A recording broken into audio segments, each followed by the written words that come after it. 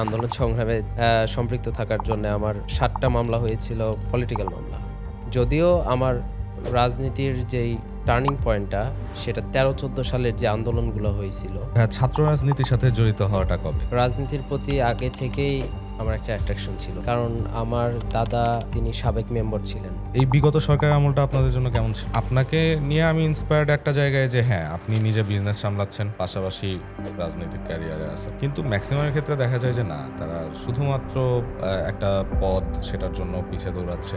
আমাদের ক্যারিয়ারটা আগে ঠিক রেখে রাজনীতিতে ঢোকা উচিত। সিস্টেমেটিক ওয়েতে কথা বললে আসলে জিনিসগুলো শুনতে খারাপই লাগে। আমি একটা ডার্ক সিক্রেট রিভিল করব।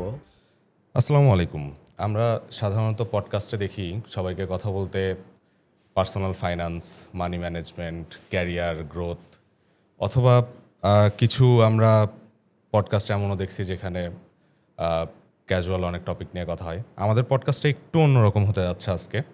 আমরা এখানে কথা বলার চেষ্টা করব, আমরা সবাই যারা ইউনিভার্সিটি লাইফ পার করে আসছি, স্টুডেন্ট লাইফ পার করে আসছি, আমরা একটা এক্সপিরিয়েন্সের মধ্যে দিয়ে যাই, যেটা হচ্ছে ছাত্র রাজনীতি।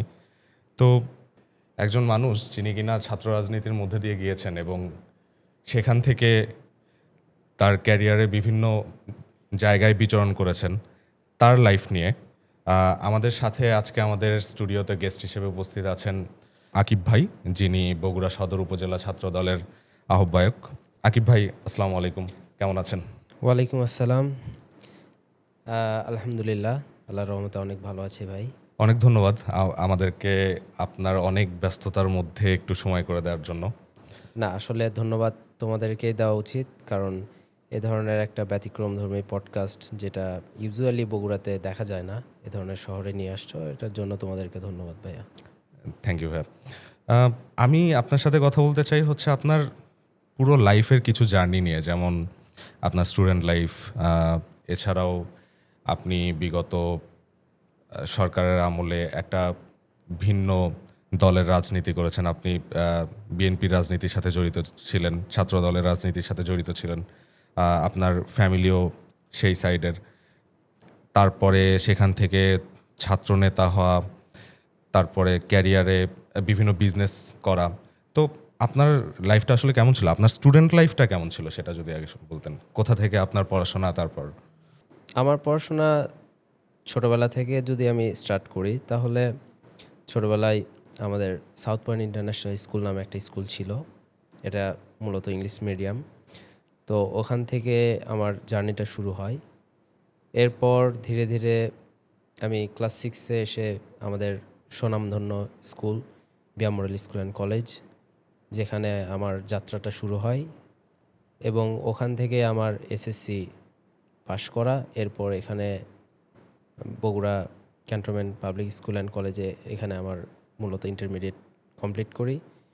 এরপরে আমার জার্নিটা শুরু হয় ইউনিভার্সিটি লাইফে, ইউনিভার্সিটি অফ লন্ডন, যেটার এক্সটার্নাল আর কি ভুয়েন একাডেমি, আপনারা অনেকেই জানেন। ভুয়েন একাডেমি থেকে আমি এলএলবি কমপ্লিট করি। এরপর রাশিয়া ইউনিভার্সিটিতে ইএলএলএম কমপ্লিট করি আর কি। আচ্ছা, তো আপনার ছাত্র রাজনীতির সাথে জড়িত হওয়াটা কবে? মানে এটা কোন ক্লাস থেকে নাকি? আসলে রাজনীতির প্রতি আগে থেকেই আমার একটা অ্যাট্রাকশন ছিল। হ্যাঁ, কারণ আমার দাদা তিনি সাবেক মেম্বার ছিলেন। তো আমাদের এটা বলতে পারো এক ধরনের আমাদের ব্লাড লাইনেই ছিল। যখন স্কুল লাইফে ছিলাম 8, 9, 10-এ, ওই সময় থেকেই মূলত ছাত্র রাজনীতির প্রতি যে আকর্ষণটা এটা কাজ করছে, এবং ওখান থেকেই আমি ইনভলভ হই কিছুটা। যদিও আমার রাজনীতির যেই টার্নিং পয়েন্টটা সেটা 13-14 সালের যে আন্দোলনগুলো হয়েছিল, এই সময়ে বেশি আমার সেই সময় অ্যাক্টিভিটিস ছিল। কিন্তু ইউনিভার্সিটি লাইফে যাওয়ার পরে ওইখানে আমাদের ন্যাশনালিস্ট স্টুডেন্ট অ্যালায়েন্স ছিল, ব্রিটিশ ল স্টুডেন্ট অ্যালায়েন্স ছিল, ওইখানের অ্যাক্টিভিটিসটা খুব কম ছিল, যে কারণে ছাত্র রাজনীতি থেকে তখন ডিট্যাচের মধ্যেই চলে আসছিলাম। আর তুমি তো জানো যে আমাদের বিশেষ করে 14 সালের পর থেকে বিরোধী দলে থাকা অবস্থায় আমাদের জন্য মোটেও সময়গুলো সুখকর ছিল না। ওই সময়টাতে তো সম্ভবত আপনার বাবাও বিএনপি রাজনীতির সাথে জড়িত ছিলেন। হ্যাঁ, আমার বাবা মোটামুটি 2001 সাল থেকেই বিএনপির সাথে সক্রিয়ভাবে জড়িত ছিল। এই বিগত সরকারের আমলটা আপনাদের জন্য কেমন ছিল? মানে আপনাদের তো বলা যায় যে কখনো হয়তো প্রকাশও করতে পারতেন না যে আপনি কোন দলকে পছন্দ করেন, বা যদিও যদিও বা কেউ কখনো জানতে পারছে তখন হয়তো অনেক মামলা, অনেক হ্যারাসমেন্টের মধ্যে দিয়ে যেতে হয়েছে। তো আপনার জন্য এক্সপিরিয়েন্সগুলো কেমন ছিল? আহ, আসলে বরাবরই আমি স্ট্রেট ফরওয়ার্ড কথা বলতেই পছন্দ করি, যে কারণে আসলে যেরকম বন্ধু হয়েছে সেরকম শত্রু তৈরি হয়েছে। তো সেই ক্ষেত্রে আমি কখনোই আমার আইডেন্টিটি লুকাইতাম না, সেটা ঢাকাতে হোক, সেটা বগুড়াতে হোক। আমি বরাবরই টু দ্য পয়েন্টেই কথা বলতাম। হুম। তো এই কারণে আমার সেটার খেসারত দিতে হয়েছে। আন্দোলন সংগ্রামে সম্পৃক্ত থাকার জন্য আমার 7টা মামলা হয়েছিল পলিটিক্যাল মামলা, আর 2টা হয়েছিল হচ্ছে এই যে বৈষম্য বিরোধী ছাত্র আন্দোলনের যে এখানে ইনভলভ থাকার কারণে এটা 24-এ এসে? 24-এ এসে 2টা মামলা আর কি হয়েছে। আচ্ছা, এই এই মামলাগুলোর এখন বর্তমান অবস্থা কি?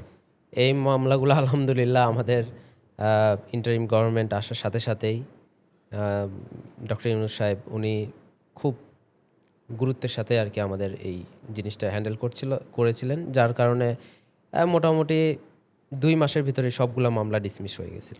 আলহামদুলিল্লাহ।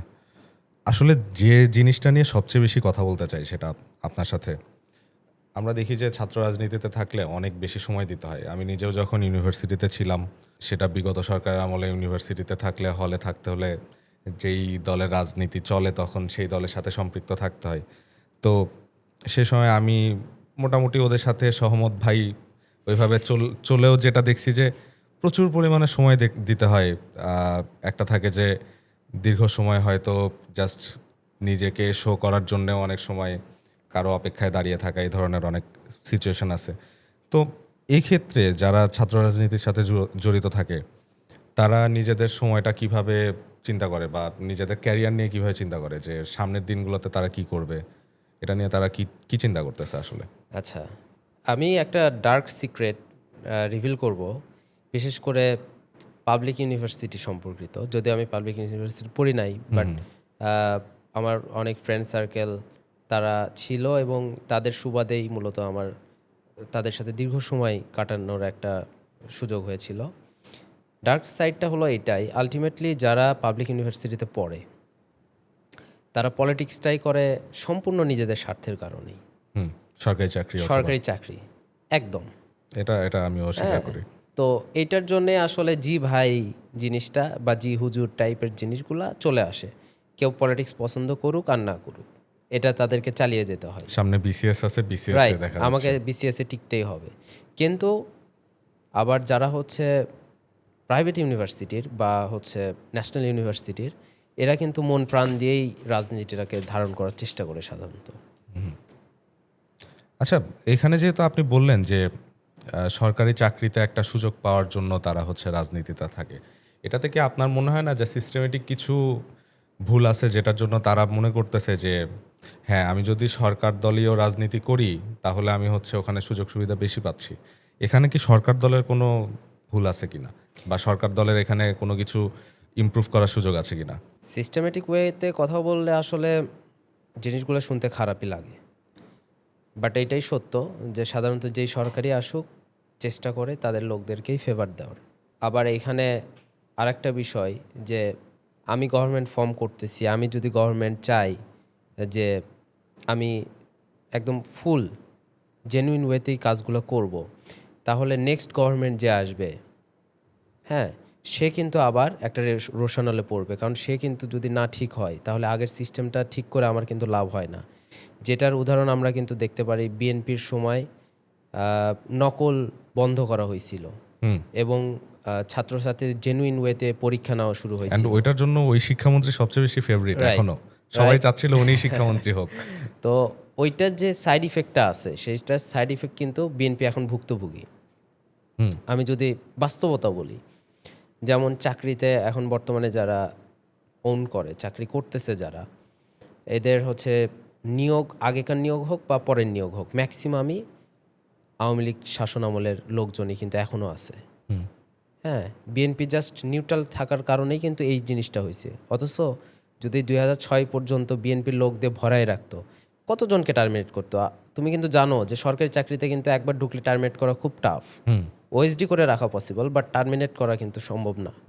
তো সেই হিসাব করলে কিন্তু এখনও এই অবস্থাতেও এসে কিন্তু না হলেও 30% লোক কিন্তু বিএনপির থাকতো। তো এই দিক থেকে আমি বলতেছি আসলে সিস্টেমেটিক যে চেঞ্জের কথা বলতেছি, এটা তখনই সম্ভব যখন সরকারি দল যে আছে সেও বলতেছে হ্যাঁ আমি নিট অ্যান্ড ক্লিন রাজনীতি করব, যে বিরোধী দলে থাকবে সেও বলতেছে আমি নিট অ্যান্ড ক্লিন রাজনীতি করব। তাহলেই সম্ভব প্রকৃত মেধার মূল্যায়ন, তাহলেই সম্ভব এই যে অনিয়ম বলেন বা ফেভারের রাজনীতি বলেন বা এই জিনিসগুলো বন্ধ করা সম্ভব। আচ্ছা, যেটা নিয়ে কথা বলতেছিলাম যে ক্যারিয়ার নিয়ে, তাহলে যারা আচ্ছা পাবলিক ইউনিভার্সিটির স্টুডেন্টদের চিন্তা করলাম যে আচ্ছা ওরা সরকারি চাকরিকে লক্ষ্য রেখে ছাত্র রাজনীতির সাথে জড়িত, কিন্তু ওদের মধ্যে কেউ কেউ আছে যারা ডেডিকেটেডলি রাজনীতি করতেছে, শুধুমাত্র রাজনীতির জন্যই না, নিবেদিত প্রাণ। আমি ঢাকা ইউনিভার্সিটির অনেককেই চিনি, তারপরে আমার নিজের ইউনিভার্সিটিতেও দেখছি। কিন্তু যারা রাজনীতির জন্য একদম ডেডিকেটেড, তারা নিজেদের ক্যারিয়ার বা সামনে ফিউচার নিয়ে কীভাবে চিন্তা করে? কারণ আমি তো ম্যাক্সিমামদেরকে এটা যদিও একটা অড কোশ্চেন আপনার জন্য, আমি জানি না প্রস্তুত হচ্ছেন কিনা, যে সবসময় তাদেরকে দেখতেছি হচ্ছে ক্যামেরার সামনে, নেতার আশেপাশে, তাহলে তারা নিজেদের ক্যারিয়ারে কতটুকু সময় দিচ্ছে? আচ্ছা, আমার হয়তো একটা কারেকশন অ্যাড করা লাগে। সেটা হলো যে আমার তখন বলছিলাম যে এটা হলো ম্যাক্সিমাম চেষ্টা করে যে সুবিধাটা নেওয়ার, ছাত্র রাজনীতি যারা করে। বাট হ্যাঁ, ডেডিকেটেড পার্সন অনেকেই থাকে, তাদের ধ্যান জ্ঞান রাজনীতি কেন্দ্রিকই। তো আসলে তাদের যে চিন্তাধারাটা থাকে সাধারণত, এদের টার্গেটটা মূলত থাকে হচ্ছে স্থানীয় পর্যায়ে যাবে, স্থানীয় পর্যায়ে নির্বাচন করা। মূলত ছাত্র রাজনীতি বা আমাদের যে রাজনীতিগুলো হয় সচরাচর, সবারই টার্গেটটা এই ধাঁচেরই থাকে যে আমি স্থানীয় পর্যায়ে গিয়ে নির্বাচন করব বা জাতীয় পর্যায়ে নির্বাচন করব। এই টার্গেট নিয়েই মূলত ক্যারিয়ারটা ফোকাস করে। এর ভিতরে যদি তারা বেটার কোনো অপশন পায়, হ্যাঁ, তাহলে সেখানে তারা শিফট করে। বাট পার্টিকুলারলি যদি বলতে হয় যে রাজনীতি করে কেউ কি করবে, আমার মনে হয় যে 90% লোকই বলবে যে প্রতিনিধিত্ব করা, বাদবাকি অন্য ক্যারিয়ারের কথা বললে সবাই কনফিউজ থাকবে, এটাই সত্য। আপনার কি মনে হয় না যে যারা রাজনীতি করতেছে তাদের নিজেদের পয়েন্ট অফ ভিউটা এরকম হওয়া উচিত যে রাজনীতি আমি জাস্ট একটা দলকে পছন্দ করি কারণ এই দলের মতাদর্শ ভালো, বা ওই দলের মতাদর্শের সাথে আমার মতাদর্শ যায়, আর আমি ওকে সাপোর্ট করব যাতে ওই দলটা সামনের দিন আগায় যায় বা পাওয়ারে আসে, যাতে আমি বেনিফিটেড হই বা আমার সমাজ বেনিফিটেড হয়, আমার এলাকা বেনিফিটেড হয়। আর তাছাড়া নিজেকে আসলে আলাদাভাবে গড়ে তোলা উচিত, কারণ এতে যেটা হয় যে আমরা দেখি যে যখন একটা মানুষ রাজনীতিতে অনেক বেশি সময় দিয়ে ফেলে, তার ইনকাম সোর্সটা রাজনীতি কেন্দ্রিক হয়ে যায়, তখন কি সেখানে আসলে কিছু কিন্তু থেকে যায় না, যে কোনো একটা অন্যরকম সোর্স থেকে সে ইনকাম করার চেষ্টা করে? বিষয়টা হলো যে রাজনীতি তারাই করে যাদের সমাজে কিছু করার ইচ্ছা থাকে। আমি এটা আমার জেনারেশন থেকে বলতেছি, বা যারা শিক্ষিত জেনারেশন তাদের জেনারেশনটাকেই বলতেছি, মিন করতেছি যে তুমি খেয়াল করে দেখবা যে যারা রাজনীতি করতেছে বা করে আসছে তাদের ম্যাক্সিমামই তাদের মনের ভিতরে একটা ইচ্ছা থাকে যে আমি জনগণের জন্য কিছু করব, আমি আমার প্রতিবেশীর জন্য কিছু করবো, আশেপাশের লোকজনের জন্য কিছু করব। এখান থেকেই মূলত রাজনীতি করার যে শখটা সেটা জাগে। এরপরের যে ইয়েটা আসে সেটা হলো যে কোন পথে হাঁটলে আমার অ্যাকিউরেট হবে, তখনই দলের অপশনটা মাথায় চলে আসে। যদিও আমাদের ম্যাক্সিমামই বাংলাদেশের যারা রাজনীতি করে ম্যাক্সিমামই ফ্যামিলিগতভাবে আর কি পরিবার থেকে ইনফ্লুয়েন্স হয়, হেরিটেট করে, নিজের বাবাকে দেখছে হয়তো, হ্যাঁ বাবার বাবা এরকম করেই চলে আসে। বাট তারপরেও অনেক সময় যারা শিক্ষিত তারা ভুল বুঝতে পারে। অনেকেই আওয়ামী লীগ করতো 24 আন্দোলন আগে, 24-এর ঘটনার পরে কিন্তু তারা কিন্তু ডাইভার্ট হয়ে গেছে, এবং নট লাইক তারা ক্ষমতার জন্য ডাইভার্ট হয়েছে, তারা কিন্তু বুঝতে পারছে যে এই শাসনামলটা খারাপ ছিল, ইনি যা করতেছে দেশের জনগণের বিপক্ষে, তখন কিন্তু তারা কিন্তু হয়েছে, এবং এদের সংখ্যা কিন্তু অনেক বড় শিক্ষিত সমাজ। তো এই যে বিষয়গুলা এখান থেকেই মূলত রাজনীতির ডাইভার্সনটা আসে। তখন মানুষ থিঙ্ক করে আমি কোনটাতে যাব, এইটাতে গেলে বেটার হবে না, এটা কোন দলটা বেশি গালি খায় অবশ্যই সেই দলে যায় না, ঠিক আছে, এইরকমই চিন্তাভাবনাগুলো আসে রাজনীতি চুজিং পয়েন্টে। আর একটা জেনে কি বলছিলা যে হচ্ছে তারা যদি ক্যারিয়ারটা নিয়ে চিন্তা করতো তাহলে হয়তো তাদের রাইট সেটা হলো যে ক্যারিয়ারটা, আমাদের ক্যারিয়ারটা আগে ঠিক রেখে রাজনীতিতে ঢোকা উচিত। হ্যাঁ, আপনার সম্পর্কে আমি যতদূর জানি আপনি বিজনেস ওন করেন, আপনার নিজের জিম আছে, আপনি একটা বিলিয়ার্ড ক্লাব চালান। ইভেন আপনার জিম থেকে আপনার সাকসেসও আমি দেখতে পাচ্ছি যে আপনি 2016 সালে মিস্টার বগুড়া 55 কেজির যে ক্যাটাগরি, সেখানে 2018 সালে মিস্টার ইন্ডিপেন্ডেন্সে 5th পজিশন, তারপর মিস্টার ঢাকাতে টপ 10-এ ছিলেন। তো আপনাকে নিয়ে আমি ইন্সপায়ার্ড একটা জায়গায় যে হ্যাঁ, আপনি নিজে বিজনেস সামলাচ্ছেন, পাশাপাশি রাজনৈতিক ক্যারিয়ারে আছেন। কিন্তু ম্যাক্সিমামের ক্ষেত্রে দেখা যায় যে না, তারা শুধুমাত্র একটা পদ, সেটার জন্য পিছে দৌড়াচ্ছে, ওটার জন্য সময় ব্যয় করতেছে। তাদের অন্য ক্ষেত্রে যদি আমি দেখি, ওরা রাজনীতিকে হয়তো পুঁজি করে নিজের একটা বিজনেস দাঁড় করানোর চেষ্টা করতে পারে, যে ওখানে একটা এক্সট্রা বেনিফিট, এক্সট্রা সুবিধা। বাট তাদের আগে থেকে নিজের মধ্যে যে একটা কিছু করার ক্ষুধা, এটা না, মানে রাজনীতিকে তারা একটা আর্নিং সোর্স হিসেবে চিন্তা করে ফেলতেছে। এটা ডেফিনেটলি অনেকেই নেয়, বাট আমাদের মাননীয় প্রধানমন্ত্রী ওনার যে থিঙ্কিং নিয়ে উনি আসছেন বাংলাদেশে, আমরা আশাবাদী যে এই যে টেন্ডেন্সি এটা চেঞ্জ হবে। যার কারণ হলো আমাদের, উনি হচ্ছে কৃষি সেক্টর নিয়ে অনেক গভীরভাবে কাজ করতেছেন। উনি হচ্ছে রেভলিউশন নিয়ে আসতে যাচ্ছে, সেটা এগ্রিকালচারে হোক, সেটা হলো বিশেষ করে আমদানিতে চাপ হয় এইরকম প্রোডাক্টগুলা তুমি দেশেই উৎপাদন করতে যাচ্ছে। আমার কাছে তথ্য আছে, সেটা হলো যে উনি বিট থেকে যে চিনিটা হয় সেটা আমাদেরকে কিন্তু ইম্পোর্ট করতে হয়। তো উনি দেশীয় যেই এগ্রিকালচারিস্ট যারা আছে তাদেরকে কিন্তু করতেছে যে এই জিনিসটা তোমরা দেশেই উৎপাদন করার চেষ্টা করো, যেন আমাদেরকে ইম্পোর্ট না করতে হয়। এই যে জিনিসগুলা, যদি আমি অফ টপিকে চলে যাচ্ছি, সেটা হলো যে ক্যারিয়ারের যে বিষয়টা, সেটা ডেফিনেটলি আমার যেটা শুরু হয়েছিল, আমার কিন্তু পড়াশোনা শেষ না হতে আমি কিন্তু ক্যারিয়ারটাকে চুজ করছি, এবং আমি সেই ক্যারিয়ারটাকেই চুজ করছি যেটা আমি ভালো পারি বা আমার ভালো লাগার জায়গাটা। ইভেন আপনি ফটোগ্রাফিও করতেন, যেটা শখের হবে, শখের ক্যারিয়ার সবার। আমার 2015 সালে যখন আমি প্রথম ক্যামেরা কিনি, সেই সময় বলতে পারো যে বগুড়াতে খুব কম জনেরই ফটো ক্যামেরা ছিল, মানে ডিএসএলআর আর কি ছিল। শখ থেকেই আমার ওইটা প্রফেশনে চলে আসছে। আমি অনেক ওয়েডিং প্রোগ্রাম কাভার করছি, হ্যাঁ, এক সময় সিনেমাটোগ্রাফি করছি, ফটোগ্রাফি করছি। কিন্তু যখন আস্তে আস্তে এই শখটা প্রফেশনে গেল, প্রফেশনে গিয়ে যখন বাধার সম্মুখীন হলাম, সেটা হলো যে আমাদের সমাজটা না খুবই মানে এখনও ব্যাকডেটেড। কোনো ক্যারিয়ারকে তারা বড় মনে করে না, এটা দুঃখজনক বিষয়। আমার যদি ইনকাম সোর্স ভালো থাকে, আমি যদি নিজে স্যাটিসফাইড থাকি, তাহলে সমাজ জাজ করার আমাকে কে ভাই?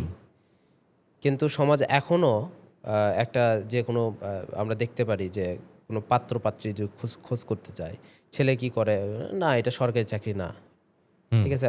অথচ একটা সরকারি কর্মকর্তা, তুমি তোমার এক্সাম্পল কাজ করে, আচ্ছা ঠিক আছে, ছেলে কি করে, রাত জেগে কাজ করে। তো একটা সরকারি চাকরি হলে আর কি হবে, লাস্টে পেনশনটাই তাদের মূল লক্ষ্য। আর মান্থলি আর ইনকাম কত টাকা হয়? 40, 50, 60, 70, 80, 90। কিন্তু একজন যারা উদ্যোক্তা, হ্যাঁ, তারা যদি ঠিকভাবে 2-3 বছর শ্রম দেয়, এটা কিন্তু টার্নওভার কিন্তু মান্থলি কিন্তু 2, 4, 5, 10 লাখেও পসিবল। মানুষ যেটা হয়তো অবৈধ পথে ইনকাম করতেছে, সেটা একটা উদ্যোক্তা বৈধ পথে সৎভাবে হালালভাবে করতে পারে। রাইট। আমাদের যেটা বিষয়টা হয়ে গেছে, আমাদের জেনারেশন ফোন অ্যাডিক্টেড একটা জেনারেশন হয়ে গেছে, যেই কারণে আসলে তারা ক্লিয়ারলি মাইন্ড সেট আপটা নিতে পারে না। আমি যদিও জেনজিতে থাকি না, মানে আমার বয়স সীমাটা জেনজির ভেতরে না, আমি আরও একটু ব্যাকডেটেড। বাট জেনজির একটা জিনিস আমি প্রবলেম দেখি, সেটা হলো তারা না খুব অস্থির প্রকৃতির হয়। তারা কোনো কিছু মানে চাই, ফলাফলটা একদম মানে অ্যান্টিবায়োটিকের মতো, মানে আমার হাত কেটেছে সাথে সাথে একদম চাই, ফলাফল চাই, হুইচ ইজ ব্যাড। আসলে কোনো কিছুর পিছনে তোমাকে সময় দিতে হবে, শ্রম দিতে হবে, তাহলে না তুমি আউটপুট পাবা। তুমি একটা জিনিস 3 মাস ট্রাই করো, 6 মাস ট্রাই করো, তখনই তো তুমি ফলাফল পাবা। কিন্তু ওরা হচ্ছে 1 মাসের ভিতরেই চায় যে সিনেমাটিক লাইফ, যেমন দেখতেছে ওই যে শিবাজিদা বসের মতো যেরকম হেঁটে হেঁটে যাচ্ছে, 4-5 পিছন দিয়ে দিয়ে ঠিক বিল্ডিং হয়ে একদম যাচ্ছে সবকিছু রাস্তাঘাট হয়ে যাচ্ছে, এরকম একটা কল্পনা করে আর কি, যেটা আসলে বাস্তবে সম্ভব না।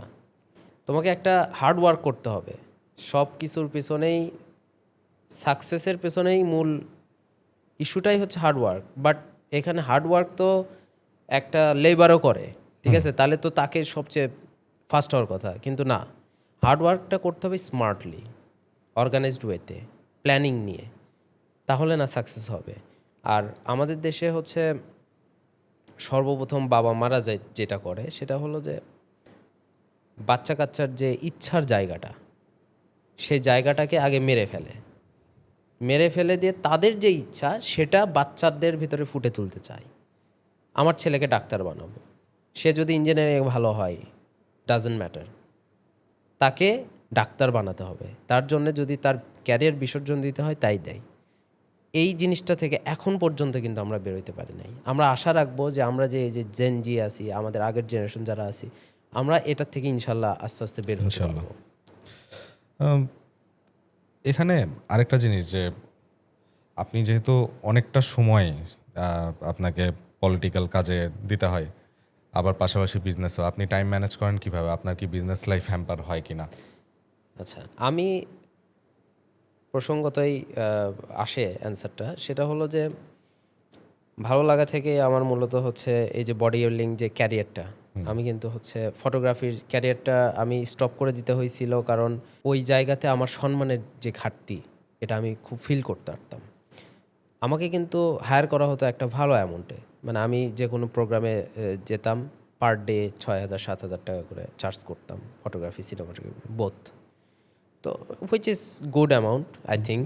ওই সময় ওটা ওই অনেক সময় ছিল। ওটা অনেক ভালো ছিল, কিন্তু তারপরে দেখা গেছে যে তাদের যে মেন্টালিটি, ক্লায়েন্টের যে মেন্টালিটি, বা ক্লায়েন্ট ঠিক আছে, ক্লায়েন্ট জানতেছে আমার ব্যাকগ্রাউন্ড আলহামদুলিল্লাহ যা আছে আলহামদুলিল্লাহ, আমার তো ওইখানে যাওয়ার কথা না ওই প্রফেশনে, বাট এমনও আমি ফেস করছি যে ক্লায়েন্ট জানে যে তার ব্যাকগ্রাউন্ড কী, হ্যাঁ, সে ঠিকভাবে আমাকে ইয়া করতেছে, ওই মর্যাদার জায়গায় রাখতেছে, বাট হুটহাট করে দেখা যাচ্ছে যে ক্লায়েন্টেরই কোনো একটা আত্মীয় বলতেছে এই কাজ চুরি করতেছে, ফাঁকিবাজ, হ্যান ত্যান, এর মানে আজে বাজে আর কি কথাবার্তা। এবং তারা যে আসলে এই প্রফেশনটা যে একটা খুব ভালো একটা প্রফেশন, এটা তারা আসলে মানে রিয়েলাইজও করে না এবং ওইভাবে মূল্যায়নও করে না। এই জায়গাতেই মূলত আমি ওখানে সরে আসছি। আসার পরে আমি যখন হচ্ছে এই যে বডি বিল্ডিংটা দেখলাম, আমার আলহামদুলিল্লাহ ন্যাচারালি যতটুকু করতে পারছি তাতে আমার একটা সাকসেস রেট তো মানে অলরেডি তুমি বলছো 2-4টা। তো তখন আমি আর কি আমার ক্যারিয়ারটা ভাবলাম যে এটা যেহেতু ভালো লাগতেছে, আমি অবশ্যই একটা জিম দিব। সেখান থেকে আমি কোভিডের ভিতরে কিন্তু আমি জিম চালু করছি, যে সময় মানুষ বাইরে বেরোতে পারছে না। ম্যাক্সিমাম ওনার কিন্তু জিম সেল দিতে বাধ্য হয়েছে। তো আমার বিজনেসটা মূলত কিন্তু কোভিডের ভিতরেই শুরু, যে সময় জিম ওনারেরা সবাই ইভেন ভাড়া ইফোর্ড করতে পারতেছিল না, জিম বিক্রি করে দিচ্ছিল, ওই সময়টাতে মূলত শুরু। আমি স্টার্ট করছি 2-3 বছর সামাজিক প্রকল্প হিসেবেই, কারণ ওইখান থেকে আমার খুব একটা আউটপুট আসতো না, বাট আমি ধৈর্য ধরে রাখছি। আমি জানি যে আমার একটু ব্যাক সাইড হয় জিমটা, এই কারণে হয়তো আমি ওইভাবে ক্লায়েন্ট পাচ্ছি না, বাট ইন ফিউচারে ইনশাল্লাহ পাবো। তো ওইটা, আর আমার ছোটোবেলা থেকেই বিলিয়ার্ডের প্রতিও একটা আগ্রহ ছিল। হ্যাঁ, আমি প্রচুর খেলতাম এক সময়। সেখান থেকে ভাবলাম যে এই ওয়ান টাইম ইনভেস্টমেন্ট টাইপের যে জিনিসগুলো, যেখানে আমাকে কম সময় দিতে হবে, কম শ্রম দিতে হবে, জাস্ট মেনটেন করলেই হয়, এই ধরনের ব্যবসার দিকে আমার একটা আগ্রহ বেশি কাজ করছে। সেখান থেকেই মূলত এই দুইটা ব্যবসা আমি স্ট্যান্ড করছি। আচ্ছা, অনেক সুন্দর ভাইয়া। আরেকটা জিনিস নিয়ে কথা বলতে চাই, সেটা হচ্ছে যে ধরেন এখন যেই রাজনৈতিক পরিস্থিতি, এটাতে বগুড়ার অবস্থা কেমন? বগুড়া অনেক দিন ধরে একটা অবহেলিত জায়গার নাম। হ্যাঁ, বগুড়াতে বিগত সরকার আমলে কোনো উন্নয়ন আমরা দেখিনি, রাস্তাঘাট সব কিছু মিলে, একটা এয়ারপোর্ট সেটাও হয় না, এত ব্যবসা বহুল একটা জায়গায় এয়ারপোর্ট নাই। আপনার কি মনে হয় যে আমরা বগুড়ার এবার কেমন উন্নয়ন দেখতে পারবো? সবাই যদি একটু জানতে পারে, আপনারা যদি কোনো কিছু জানেন। আলহামদুলিল্লাহ, আমাদের দেশনায়ক জনাব তারেক রহমান, যিনি আমাদের এখন সবার প্রিয় প্রধানমন্ত্রী, উনি যদিও বলেছেন যে আমি বগুড়াকে গোপালগঞ্জ বানাতে চাই না, মানে এই অর্থে বলেছেন যে গোপালগঞ্জ যেমন বাকি নেপোটিজম। 63টা জেলার চেয়ে বেশি সুবিধা পাইছে, উনি সমান চোখে বাংলাদেশের 64টা জেলাকেই দেখতে চান। আর তারপরেও আমরা আশাবাদী তিনি আমাদের এই সন্তান, আমাদের এই এলাকার সন্তান। কিছুটা তো নিজের কিছু এলাকার প্রতি রাইট, একটা টান একটা থাকবে। ফেভার থাকবেই। তো সেখান থেকে আমাদের যতটুকু জানা যে ইনশাআল্লাহ একটা পূর্ণাঙ্গ বিশ্ববিদ্যালয় আমরা পেতে যাচ্ছি, যেটা বিজ্ঞান ও প্রযুক্তি বিশ্ববিদ্যালয় পাওয়ার কথা অলরেডি ছিল। কাজ শুরু হয়ে গেছে উপসাগরের ওই পাশে সম্ভবত ওনাদের অফিস। হ্যাঁ, এটা বিজ্ঞান ও প্রযুক্তির কার্যক্রম চলমান আছে, কিন্তু পূর্ণাঙ্গটাই আগে হওয়ার পসিবিলিটি বেশি। আচ্ছা, আর এদিক থেকে অনেকেই দাবি দাওয়া করছে, যেহেতু হচ্ছে আমাদের উত্তরাঞ্চল এগ্রিকালচার বেসড ল্যান্ড, তো সেই ক্ষেত্রে হচ্ছে একটা এগ্রিকালচার ইউনিভার্সিটি যদি থাকে তাহলে আমাদের বাহিরে গিয়ে পড়াশোনা করতে হবে না, এখানেই একটা পড়াশোনার সুবিধা পাবে। সেদিকেও আমরা আশাবাদী যে যদি একটা পূর্ণাঙ্গর পাশাপাশি আমরা কৃষি বিশ্ববিদ্যালয় পাই আমাদের জন্য অনেক ভালো হবে। আর একটা আশার বাণী হলো যে এয়ারপোর্টের কাজও ইনশাল্লাহ শুরু হবে। ইতিমধ্যেই বগুড়া টু সিরাজগঞ্জের যেই রেলওয়ে রুট, সেটা সংযুক্ত হলে আমরা দ্রুততার সাথে ঢাকায় যেতে পারবো, আমাদেরকে আর ঘুরে যেতে হবে না। অনেক দূর ঘুরে যেতে হ্যাঁ, হতো অনেক এতদিন। রাইট, সেটা আর যাওয়া লাগতেছে না। এবং আমাদের যে মূল সমস্যাগুলো ছিল, আমাদের 2006 সালের পর থেকে আমাদের উন্নয়নটা একদমই বন্ধ হয়েছিল বলা যায়। যে সময় আমাদের এখানে আমরা গ্যাসের সাপ্লাই পেয়েছি, সেই সময় রাজশাহী বিভাগ হওয়া সত্ত্বেও ওখানে কিন্তু গ্যাস ছিল না, যেটা এই রিসেন্টলি হয়তো 2-4 বছরের ভিতরে বা 5 বছরের ভিতরে গেছে। সেই সুবিধাটা কিন্তু আমরা 2003-4-5 থেকেই পাচ্ছি, 5 সাল থেকে পাচ্ছি। তো আমাদের জাস্ট স্ট্রাকচারাল যে ডেভেলপমেন্টগুলো, বাসা বাড়ি, এগুলোই শুধু বগুড়াতে হয়েছে। কিন্তু ওই যে রাস্তাঘাট যেটা করে গেছে বগুড়া বনানী টু মাটিডালি, যেই রোডটা করে গেছেন আমাদের মরহুমা বেগম খালেদা জিয়া, ওইটাই কিন্তু আছে। ওইটার 1 ইঞ্চি রাস্তা বাড়েও নাই, কমেও নাই। আমাদের বগুড়াতে সবচেয়ে বড় সমস্যার সম্মুখীন আমরা যেটা হচ্ছে সেটা হচ্ছে যে ন্যারো রোড এবং যানজট। তো আমাদের আসলে বগুড়ার চাওয়া পাওয়া তেমন কিছু নাই। হ্যাঁ, আমরা অবহেলিত থাকতে থাকতে হয় না মানুষের, যে অবহেলায় পড়ে থাকতে থাকতে চাওয়াটাই যেন কেমন যেন কম হয়ে যায়। তাছাড়াও বগুড়ার মানুষের ক্ষেত্রে আমি দেখছি নিজেরাই অনেক স্বাবলম্বী, নিজেদের Right, ব্যবসা প্রতিষ্ঠান right, অনেক right, ভালো, right. নিজেদের বাড়ির আশপাশ নিজেরাই অনেকে উন্নত করে ফেলছে। এই কারণে আমি কিন্তু বললাম যে স্ট্রাকচারাল ডেভেলপমেন্ট এইটা কিন্তু ইয়ের না, রাস্তাঘাটে না। স্ট্রাকচারাল ডেভেলপমেন্ট বাসা বাড়ি, এই জিনিসগুলা বা মিল ফ্যাক্টরি, এই জিনিসগুলা কিন্তু হচ্ছে মানুষের ইকোনমিক জোন। আমাদের বগুড়ার কিন্তু খুব একটা ভালো একটা পজিশন, উত্তরবঙ্গের রাজধানী বলা হয় কিন্তু, এবং ঢাকার গেটওয়ে, দক্ষিণাঞ্চলের গেটওয়ে। তো এইখানে কিন্তু আমাদের বিজনেস ইকোনমিক গ্রোথ আগে থেকেই ভালো, কারণ আমাদের একটা ঐতিহ্যবাহী একটা শহর, ঐতিহ্যবাহী একটা জায়গা পুণ্ড্রনগর। হ্যাঁ, সেই সময় থেকেই তো নদীতে করে বাণিজ্য করতো মানুষ, বিভিন্ন দেশ থেকে আসতো। তো সেই ক্ষেত্রে আমাদের তো এই একটা জিও পলিটিক্যাল ফেভারে আমরা আছি মূলত। এখন আবার অনেকেই দাবি দাওয়া করতেছে, দেখতেছি যে বগুড়াকে বিভাগ করার একটা ইচ্ছা আছে। আমি জানি না বাস্তবতা হবে কিনা, কারণ আসলে শুধু বিভাগ করলেই না, তো অনেক ক্রাইটেরিয়া দিনাজপুর বিভাগ হয়ে গেলে ভাই আমরাও আশা করতেই পারি। আশা করতেই পারি, আমরা আশাবাদী, ময়মনসিংহ আমরা বিভাগ আশাবাদী। হয়ে বাট গেছে। আমরা খাতা কলমের চেয়ে আমরা চাই হচ্ছে বগুড়া সিটি কর্পোরেশন হোক, এখানে একটু বরাদ্দ আসুক, রাস্তাঘাটগুলো প্রশস্ত হোক, যানজট থেকে আমরা একটু মুক্ত পাই। আর বর্তমানে বেসিক যেই চাওয়াটা সেটা হলো যে একটু চাকরি বাকরির যে বৈষম্যটা ছিল চাকরিতে, বগুড়ার নাম শুনলেই সিভি ফেলে দিছে, আপনি আওয়ামী লীগ করেন না কেন, এইরকম একটা মানে কেউ যদি সিভি দিছে, কেউ চাকরিতে গেছে, বলতেছে স্যার আমি আওয়ামী লীগ করি, মানে তাদের কথা হচ্ছে আপনি আওয়ামী লীগ করেন না কেন, আপনার বাসা তো বগুড়া। অন্তরে তো মানে থাকতেই পারে। হ্যাঁ, রাইট, এটা বৈষম্য লেভেলটা দেখো তুমি, বৈষম্য লেভেলটা দেখো, যে আওয়ামী লীগ করলেও সেই সময় কিন্তু ছাড় পায় না। অথচ আমি এটাই তো বলি যে বগুড়া তোরা কোন লজ্জায় আওয়ামী লীগ করিস, তোরা মানে তোদের লজ্জা শরম থাকলে তোরা আওয়ামী লীগ করতি না, ঠিক আছে, কারণ তোরা তো চাকরিতেও বৈষম্য হয়েছিস বেটা। তো এই যে বিষয়গুলা আমরা আশাবাদী যে আর এই বৈষম্যটা থাকবে না, বগুড়া থেকেও আমরা ভালো জায়গায় যেতে পারবো ইনশাল্লাহ। ইনশাল্লাহ।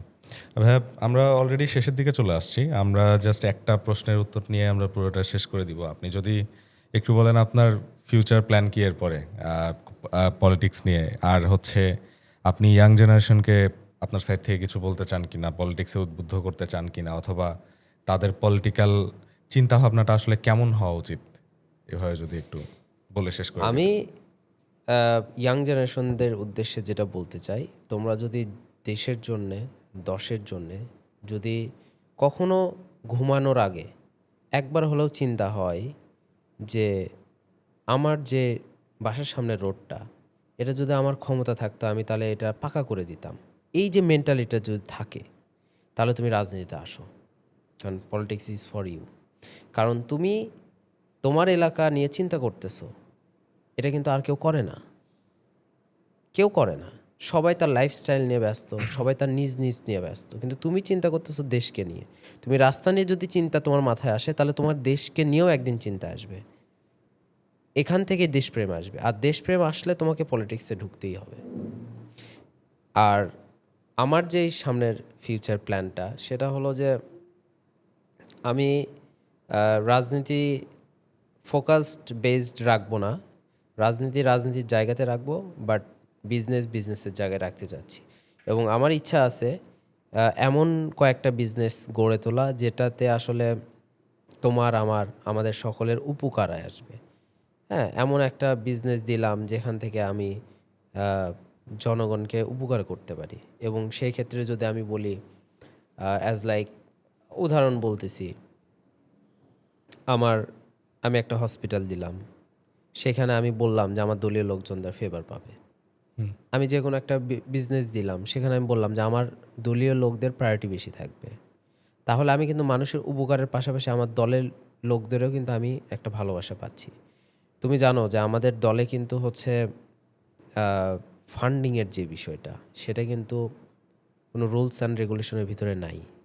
আমি আশাবাদী যে এটাও একদিন রুলস অ্যান্ড রেগুলেশনের ভিতরে আসবে। কারণ যদি না আসে, তাহলে সেক্ষেত্রে দেখা যায় কি, যারা হচ্ছে সুবিধাভোগী, যাদের ইন্টেনশন থাকে যে আমি যাব, ফলটা নিয়ে চলে আসব, তারা কিন্তু এক পর্যায়ে দেখা যায় যে আমি একটা ডেডিকেটেড কর্মী, আমি কাজ করে যাচ্ছি, দিন রাত শ্রম দিয়ে যাচ্ছি, আমি যে ফেভারটা পাই না, বা আমি যে যতটুকু নেতার কাছে না আসতে পারি, একটা লোক আসলো, একটা হিউজ অ্যামাউন্ট ডোনেট করে দেখা যাচ্ছে এত বছরের ক্যারিয়ার আমার রাজনীতিতে, সে আমাকে সাইড লাইনে, আমি চলে আসতেছি, ওই সুবিধাভোগীটা কিন্তু নেতার পাশে গিয়ে দাঁড়াচ্ছে এবং সে কিন্তু ফ্রেমে চলে আসতেছে। এই যে বিষয়গুলা, এটা যদি আমাদের যে বিএনপিতে আছে, এটার যদি স্ট্রাকচারটা একটু যদি চেঞ্জ করা যায়, আমার মনে হয় তাহলে সবাই উপকৃত হবে, এবং এই যে সুবিধাভোগী যারা আছে এরা কিন্তু আর স্কোপ পাবে না। তো সেইখান থেকে আমার চিন্তা ভাবনা যে আমি যদি একটা জায়গা যেখানে আমি দলের লোকের জন্য যে কিছু করতে পারি, তাহলে আমার মনে হয় আমার বিজনেসের জন্যও ভালো হবে এবং আমার দলও উপকৃত হবে। আমার এমন না যে আমার ওখান থেকে কিছু করতে হবে, যে দলের নাম ইউজ করে সেখান থেকে আবার বড় হতে না, আমাকে যেন একটা এক্সাম্পল সেট করতে পারে যে না, ওই নেতাক দেখো তুমি দলের কর্মীদের জন্য কতটুকু সুবিধা করে দিছে। আমাদের দলে কিন্তু অনেক বড় বড় বিজনেসম্যান আছে, কিন্তু এই সুবিধাটা কিন্তু করে দিতে পারতেছে না, যেটা অনেক দলই করে। হ্যাঁ, কেন আমরা তো হচ্ছে ভালো জিনিসটা নিতেই পারি। আমার থিঙ্কিংটা হচ্ছে এরকম। অসংখ্য ধন্যবাদ ভাইয়া। আমরা নতুন একটা বাংলাদেশ পাইছি, নতুন বাংলাদেশ, নতুন সরকার। আমরা আশা রাখবো যে অনেক ভালো কিছু হবে। আমাদেরকে আপনার এত ব্যস্ততার মধ্যে থেকেও একটু সময় বের করে দেওয়ার জন্য অসংখ্য ধন্যবাদ। না, আসলে তোমাদেরকেও ধন্যবাদ একটা সুন্দর আলোচনার টেবিলে বসানোর জন্য। এটা পডকাস্টটা আসলে আমাদের দরকার এই অর্থে যে শুধু যে পডকাস্ট হচ্ছে ক্যারিয়ার ভিত্তিক মূলকই যে হয় তা না, একটা মানুষের সব কিছু নিয়েই হতে পারে, এবং সেখানে রাজনীতিও ইনক্লুড হইতে পারে, এবং এমনি গল্প করার জন্য পডকাস্ট হইতে পারে। অনেক পডকাস্টও এরকম আছে পৃথিবীতে যারা শুধুমাত্র আড্ডা দেয়, ওখানে কোনো ক্যারিয়ার স্ট্রেস এসব নিয়ে কোনো কথা নাই। আবার অনেক সময় প্রবলেমের সলিউশন হিসেবেও, যেমন আমরা এবার দেখছি যে ইলেকশনের আগে সবাই পডকাস্টকে নিজের প্রমোশনের একটা মিডিয়া হিসেবে রাইট দেখছিল। রাইট এটা খুব ভালো একটা দিক ছিল। ধন্যবাদ ভাইয়া, আমরা Thank you. আজকের Thank you মতো all. বিদায় নিচ্ছি। ভালো থাকবেন। থ্যাংক ইউ ভাইয়া।